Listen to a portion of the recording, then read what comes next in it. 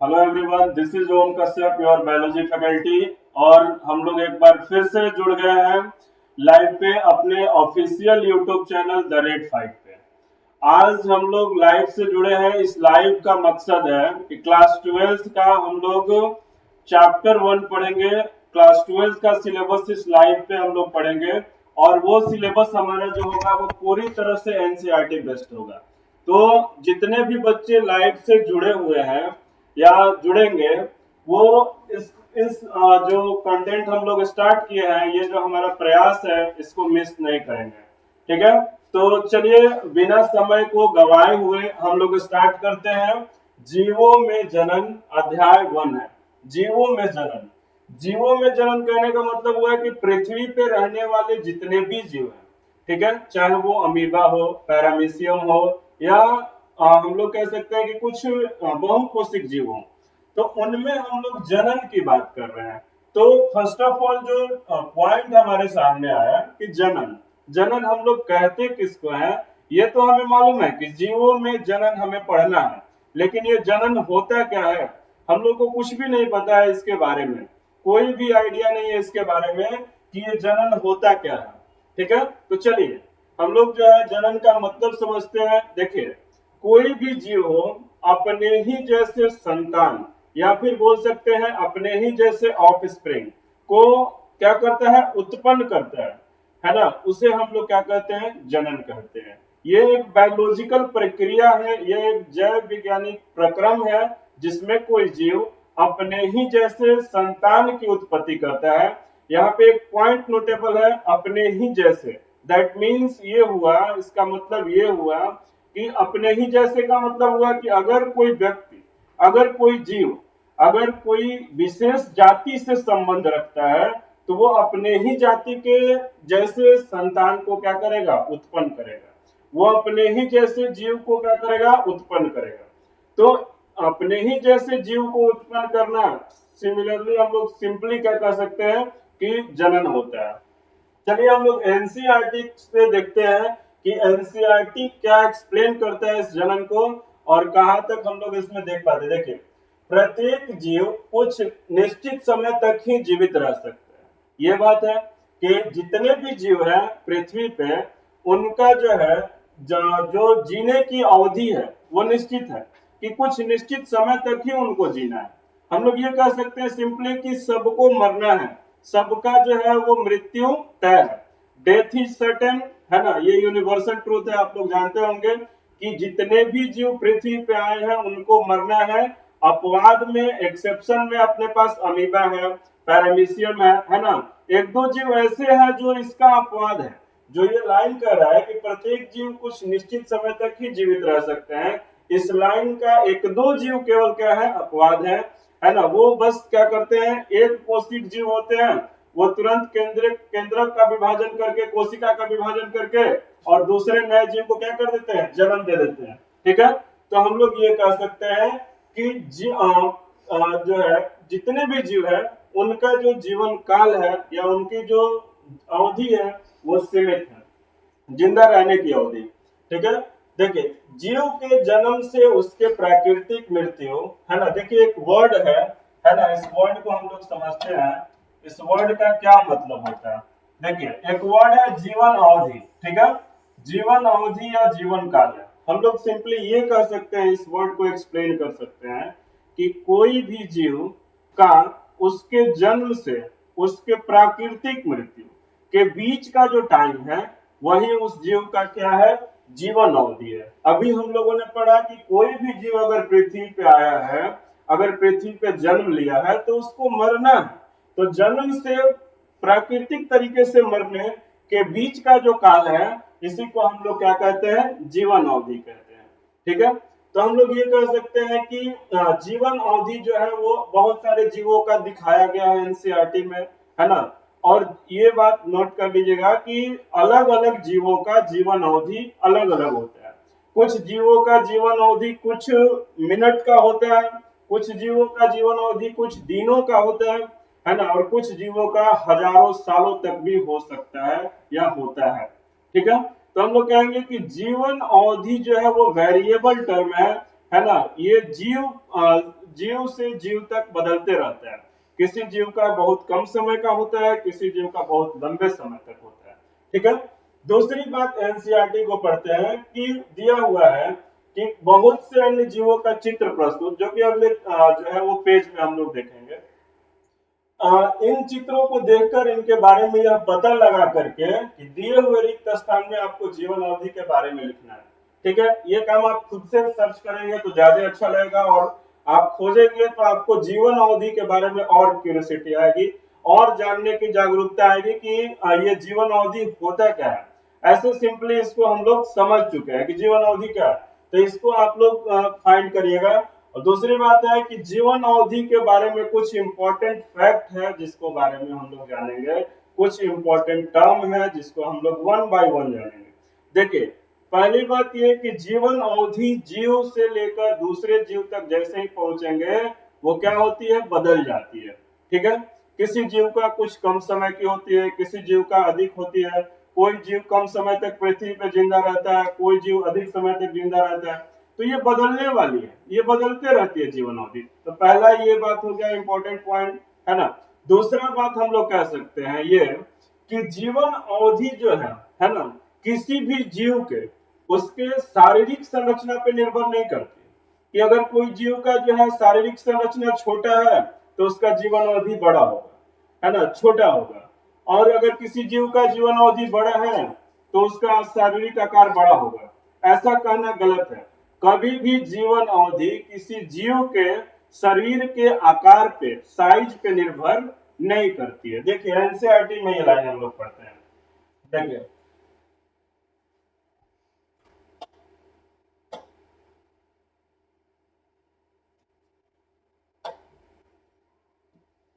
देखिए, देखिए दिया हुआ है कि कौवा और तोता। ठीक है। ये क्या है, तो हम लोग कहें कौवा और तोता के आकार में कोई अंतर नहीं होता, फिर भी इन दोनों के जीवन अवधि में बहुत अंतर होता है। ठीक उसी प्रकार आम के वृक्ष के जीवन अवधि और पीपल के वृक्ष के तुलना में बहुत कम होती है। जीवन अवधि भले ही कितनी भी हो, परंतु प्रत्येक जीव की मृत्यु सुनिश्चित है। ठीक है। कहने का मतलब हुआ कि कौवा और तोता का आकार बहुत ज्यादा अंतर नहीं होता है, लेकिन आपको हैरानी होगी इसके जीवन काल, इन दोनों के जीवन काल के बारे में जान करके। कौवा जो है वो 15 साल तक जो है वो पृथ्वी पे जिंदा रहता है। तोता जो है 140 साल तक पृथ्वी पे जिंदा रहता है। तो हम लोग कहेंगे इन दोनों का जो शारीरिक आकार है उसमें बहुत बड़ा अंतर नहीं है, जितना बड़ा अंतर इनके जीवन अवधि में। ठीक है। तो इससे हमें क्या पता चला कि जीवन अवधि कभी भी किसी जीव के शारीरिक संरचना पर निर्भर नहीं करती है।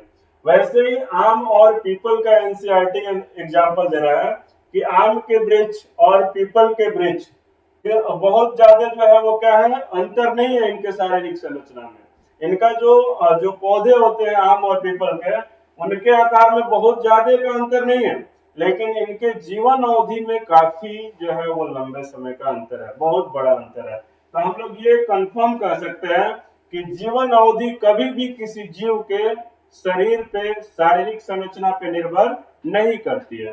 ठीक है। तो देखिए, जितने भी जीव है उनकी मृत्यु सुनिश्चित है, ये बात हम लोग जान गए हैं। दूसरा बात हम लोग जान गए कि जीवन अवधि शारीरिक संरचना पर निर्भर नहीं करती है। तीसरा बात कि जीवन अवधि जो है वो बदलते रहती है, जीव टू जीव बदलते रहती है ना, ऑर्गेनिज्म टू ऑर्गेनिज्म बदलते रहती है। तो जो बात हम लोग पढ़े थे अभी अभी, हम लोग जाने कि जो एक कोशिक जीव है उनकी प्राकृतिक मृत्यु नहीं होती है। ऐसा इसलिए होता है क्योंकि जितने भी एक कोशिक जीव है वो कोशिका विभाजन करके और दो नई कोशिकाओं का निर्माण कर लेते हैं। जब उन्हें लगता है कि हम सेनेसेंस की ओर जा रहे हैं, हम बुढ़ापा की ओर जा रहे हैं, या फिर हमारा जो कोशिका है वो हमारे अंदर के मैकेनिज्म को जो है वो क्या नहीं कर पा रहा है, हैंडल नहीं कर पा रहा है, तो वो तुरंत विभाजित होकर के दो नए जीव का निर्माण कर लेते हैं। ठीक है। ऐसा हम लोग के साथ नहीं है। अगर हम लोग का जो शरीर है वो एक प्रौढ़ अवस्था या डेट्रोलसन की तरफ जाने लगे, या फिर बोल सकते हैं कि जब शरीर का पतन होने लगे, तो हम लोग फिर से जो है वो दो भाग में विभाजित होकर दो नए जीव का निर्माण नहीं कर सकते। लेकिन ये क्षमता केवल जो है कुछ जो है वो एक कोशिक जीवों में होती है। अमीबा में होती है, पैरामीशियम में होती है ना। तो कुछ एक जीव है जो अमर हैं, जिनकी जो प्राकृतिक मृत्यु है वो निश्चित नहीं है। उसके अलावा पृथ्वी पे जितने भी जीव हैं मरना तय है, डेथ इज सर्टेन। तो देखिए, अब एक बात एनसीईआरटी कह रहा है कि आपको आश्चर्य नहीं होता है कि हजारों वर्षों से पृथ्वी पर पादप और पशु पक्षियों की विभिन्न स्पीशीज की विशाल संख्या विद्यमान है। कह रहा है कि आपको इस बात को देख करके आपको हैरानी नहीं होती है कि इस पृथ्वी पे बहुत लंबे समय से जो है, हजारों सालों से जो है क्या है, तो बहुत अलग अलग प्रकार के पादप, बहुत अलग अलग प्रकार के जीव है ना मौजूद है। तो कह रहे हैं कि इन जीवों को जो है, इन जीवित जीवों को कुछ प्रक्रिया अवश्य ऐसी है जिन्हें यह निरंतरता सुनिश्चित की है। कह रहा है कि कुछ ना कुछ कुछ ना कुछ कोई ना कोई एक ऐसी प्रक्रिया है जो इनके निरंतरता को बनाए रखी है। ठीक है, मतलब ये लंबे समय तक, हजारों लाखों सालों तक पृथ्वी पर राज कर रहे हैं या पृथ्वी पर रह रहे हैं, तो कोई ना कोई एक प्रक्रिया होगी जो इनको लंबे समय तक पृथ्वी पर बनाए रखी हुई है। ठीक है, तो उस प्रक्रिया को हम लोग क्या कहते हैं, जन्म कहते हैं। ठीक है, वही बात एनसीईआरटी जो है वो क्या किया है, एक्सप्लेन किया है। चलिए हम लोग आगे बढ़ते हैं। देखिए, कुछ एक जीव है जिनका जो है वो जीवन काल दिया हुआ है, जिसके बारे में हम लोग अभी चर्चा कर रहे थे। ये जो कौवा 15 वर्ष तक जो है वो क्या रहता है, जिंदा रहता है, और तोता जो है वो 140। दोनों के शारीरिक आकार में बहुत बड़ा अंतर नहीं है, लेकिन दोनों के जीवन अवधि में बहुत ही क्या है, बड़ा अंतर है। ठीक है, तो हम लोग ये कह सकते हैं सिंपली कि जीवन अवधि कभी भी किसी जीव के आकार पर निर्भर नहीं करती। दूसरी बात अगर हम लोग कहें कि तो फिर बात आती है कि किस पे निर्भर करती है जीवन अवधि, कि किस जीव का जीवन अवधि क्या कितना बड़ा होगा, कौन सा जीव पृथ्वी पे कितने लंबे समय तक रहेगा।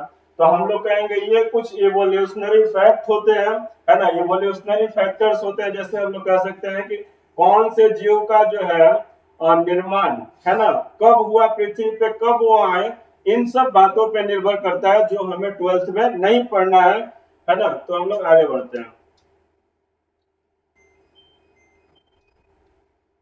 देखिए, यहाँ पे जनन का जो है वो डेफिनेशन, जो कि हम लोग अभी कुछ देर पहले जाने, है ना, उसी को एक्सप्लेन किया है। देखिए, जीवों में जनन को यहाँ एक जीव वैज्ञानिक प्रक्रम के रूप में परिभाषित किया गया है, जिसमें एक जीव अपने समान छोटे से जीव को जन्म देता है। ठीक है, एक जीव अपने समान मतलब एक ही जाति के, है ना, एक ही जाति के जीव को क्या करता है, जन्म देता है ना, और वृद्धि होती है, परिपक्व आती है, उसके बाद वो नए संतति को जन्म देता है। मतलब जो जीव आया उसमें भी क्या होगा, वृद्धि होगा, वो परिपक्व होगा, वो भी नए जीव को जन्म देगा। तो ये एक निरंतरता बन गया, जिसके कारण जो है पृथ्वी पे उस जीव की जनसंख्या जो है वो क्या रहेगी, मेंटेन रहेगी, बनी रहेगी। ठीक है, देखिए, दिया है जीव विज्ञानी संसार में व्यापक विविधता पाई जाती है। प्रत्येक जीव अपने बहुगुणित करने तथा संतति उत्पन्न करने के लिए अपने ही विधि विकसित करता है। ठीक है, तथा अन्य कई कारक सामूहिक रूप से उत्तरदायी हैं। जनन प्रक्रिया दो प्रकार की होती है, लैंगिक और अलैंगिक। देखिए, कह रहा है कि इस पृथ्वी पे व्यापक विविधता है। इसका मतलब क्या हुआ, व्यापक विविधता कहने का मतलब हुआ कि इस पृथ्वी पे अलग अलग प्रकार के जीव निवास कर रहे हैं। बहुत अलग अलग प्रकार के जीव जो है, करीब 1.7 मिलियन टू 1.8 मिलियन अलग अलग प्रकार के जाति जो है पृथ्वी पे निवास करती है। ठीक है, तो जितने भी जीव हैं वो जनन के लिए अलग अलग प्रकार के मेथड्स को अपनाते हैं, है ना। कुछ जीव जो है वो अलग तरह के मेथड्स को अपनाते हैं, कुछ जीव जो है अलग तरह के मेथड्स को अपनाते हैं। लेकिन अगर हम लोग बात करें तो पृथ्वी पे ये जो 17 लाख 18 लाख जो जीव हैं जो सरवाइव कर रहे हैं, ये सब के सब बेसिकली जो है वो दो मेथड्स को फॉलो करते हैं, जो कि दोनों ही जनन के क्या है, प्रकार है। पहला है अलैंगिक जनन, दूसरा है लैंगिक जनन। ठीक है, ये दोनों जनन के प्रकार है जो 17-18 लाख जीव जो पृथ्वी पे निवास कर रहे हैं, ये सभी के सभी जीव इन्हीं दो मेथडों में से कोई ना कोई मेथड्स को अपनाते हैं। अब निर्भर करता है कि कौन सा जीव कितना विकसित है। कुछ एक कम विकसित जीवों में अलैंगिक जनन जो है वो मुख्य प्रक्रिया होती है। किस चीज के लिए? तो कहेंगे अपने ही जैसे संतान को जन्म देने के लिए। और कुछ एक विकसित जीवों में जो है वो लैंगिक जनन जो है वो प्रक्रिया होती है जिससे वो अपने ही जैसे संतान को उत्पन्न करते हैं। तो देखिए ये दोनों जो वर्ड है, अलैंगिक जनन और लैंगिक जनन, दोनों के बारे में समझेंगे।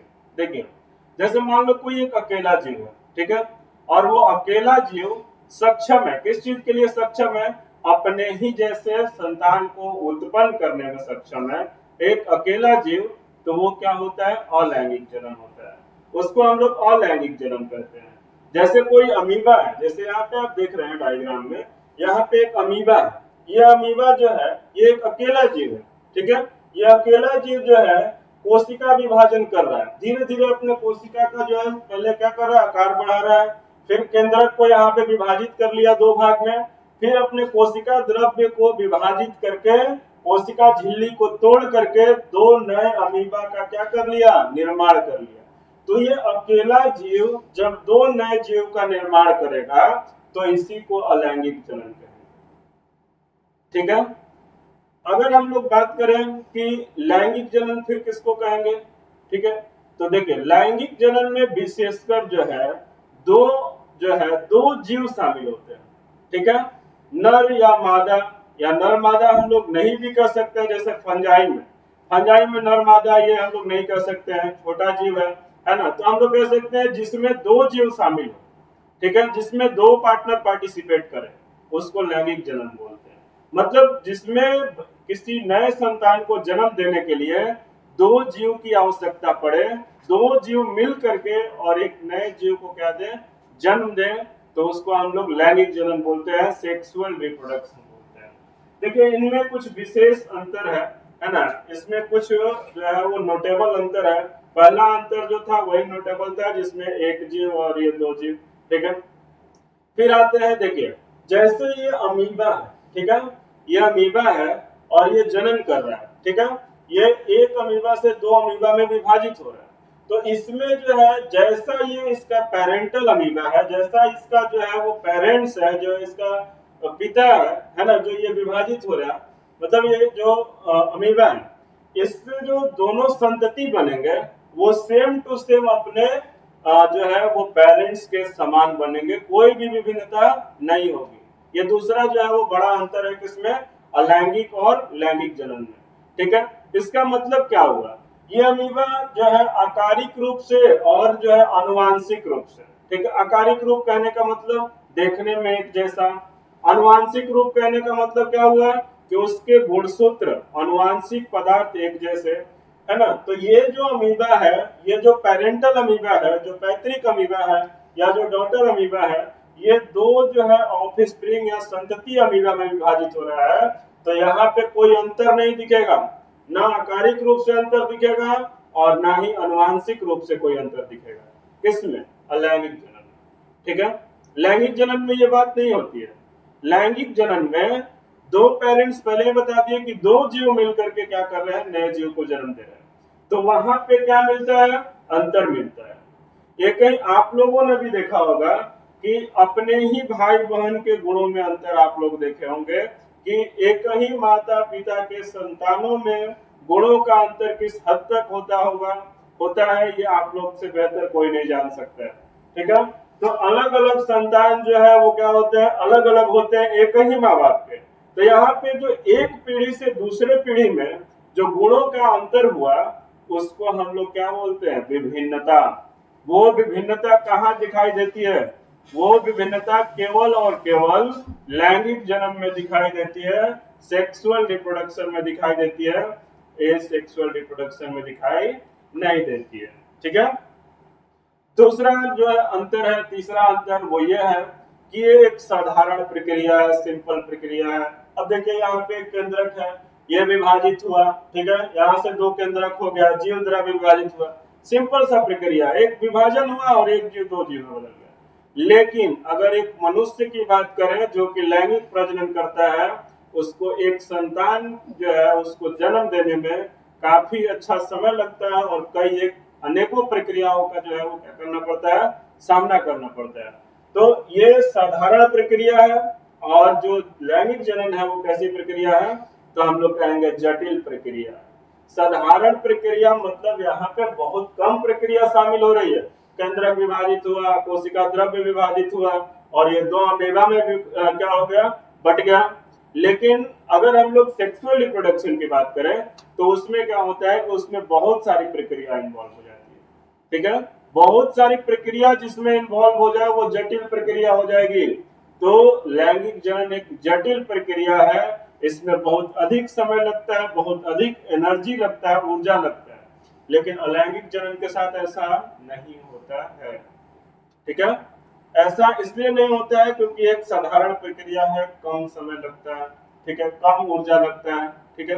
ये सब क्या है, अलैंगिक और लैंगिक जनन में अंतर है, जो कि कुछ एग्जाम में पूछे जाते हैं। जैसे कि साधारण एग्जाम, बोर्ड वगैरह के एग्जाम में इस तरह के क्वेश्चन पूछ दिए जाते हैं कि दोनों में क्या अंतर है, ठीक है। अब देखिए, और भी अंतर अगर हम लोग जानेंगे तो देखिए ये बहुत ही साधारण चीज, ठीक है। इनमें क्या होता है, अलैंगिक जनन होता है। तो हम लोग कह सकते हैं कि जो लोअर ऑर्गेनिज्म है, जो कम विकसित जीव है, उनमें ही अलैंगिक जनन होता है ना। जितने भी जो लोअर ऑर्गेनिज्म है, कम विकसित जीव है, उन्हीं में अलैंगिक जनन होता है। और लैंगिक जनन जो है वो पूर्ण रूप से विकसित जीव है ना, उनमें होता है, ठीक है। जैसे मनुष्य, कुत्ता, बिल्ली, भेड़, बकरी, सब के सब जो है विकसित जीव है। इनमें जो विकास हुआ है वो अंग तंत्र से भी अधिक शरीर तक विकास हुआ है। कुछ जीवों में विकास कोशिका तक ही रह जाता है, जैसे अमीबा में। अमीबा एक कोशिका है लेकिन एक जीव कहलाता है। लेकिन हम लोग में जो विकास है, हम लोग में अंग है, अंग तंत्र है, और लास्ट में हमारा क्या है, शरीर है। तो हम लोग विकसित जीव है, हम लोग लैंगिक जनन करते हैं, और कम विकसित जीव क्या करते हैं, अलैंगिक जनन करते हैं, ठीक है। तो ये अंतर था। अब हम लोग अलैंगिक जनन के कुछ मेथड्स या विधियां जो है उनमें हम लोग पढ़ेंगे, उनके बारे में पढ़ेंगे हम लोग। देखिए, इस विधि में एकल जीव, एक अकेला जीव, ठीक है, संतति उत्पन्न करने की क्षमता रखता है। ये बात बता दिए कि अगर पृथ्वी पे कोई अकेला जीव एक नए जीव को जन्म दे रहा है अकेले, तो वो क्या है, अलैंगिक जनन क्षमता रखता है। इसके परिणाम स्वरूप जो संतति उत्पन्न होती है वो केवल एक दूसरे के समरूप ही नहीं, बल्कि अपने जनक के एकदम समान होती है। क्या यह संतति आनुवंशिक रूप से भी एक समान होती है अथवा भिन्न, आकारिक तथा आनुवंशिक रूप से एक समान जीवों को क्लोन कर।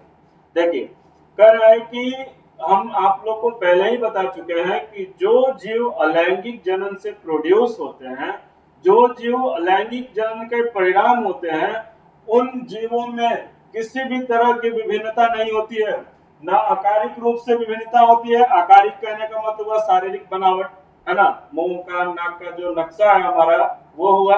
और जो आनुवंशिक कहने का मतलब क्या हुआ कि हमारा जो गुणसूत्र है ना, जो हमारे अंदर जो हमारे आनुवंशिक पदार्थ डीएनए भरे हुए हैं, उसमें अंतर, ठीक है। तो हम लोग कहेंगे आनुवंशिक पदार्थ और आकारिकी दोनों एक समान होता है, किसमें, अलैंगिक जनन, ठीक है।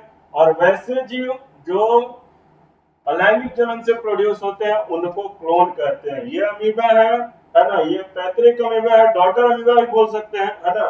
तो ये अगर पेरेंट अमीबा है ना, तो यहाँ पे जो संतति प्रोड्यूस हुई है, जो संतति कोशिका बनी है, ये कोशिका जो है वो क्या है, तो हम लोग कहेंगे इसमें कोई आकारिक और आनुवंशिक रूप से कोई भी क्या है, तो कोई भी अंतर नहीं है, आकारिक और आनुवंशिक रूप से। तो ये अलैंगिक जनन का एक गुण है, ठीक है। अब देखिए यहाँ पे जो हम लोग कहेंगे, हम लोग जो देखेंगे आगे कि अब कुछ मेथड्स हैं। देखिए, देखो यहाँ पे कुछ दिखाया हुआ है कि एक कोशिक जीवों में कोशिका विभाजन। चलिए हम लोग नेक्स्ट क्लास में ही अलैंगिक जनन के कुछ मेथड्स को देखेंगे, और उसको डिटेल वाइज हम लोग एनसीईआरटी से पढ़ेंगे, जैसे आज पढ़े हैं। और धीरे धीरे ये चैप्टर को हम लोग कुछ दिनों में, कुछ पार्ट्स में पूरी तरह से कंप्लीट कर देंगे। और मेक श्योर कि आपका एक भी क्वेश्चन जो है नहीं छूटेगा, चाहे वो क्वेश्चन नीट का हो, चाहे वो क्वेश्चन बोर्ड का हो। Thank you.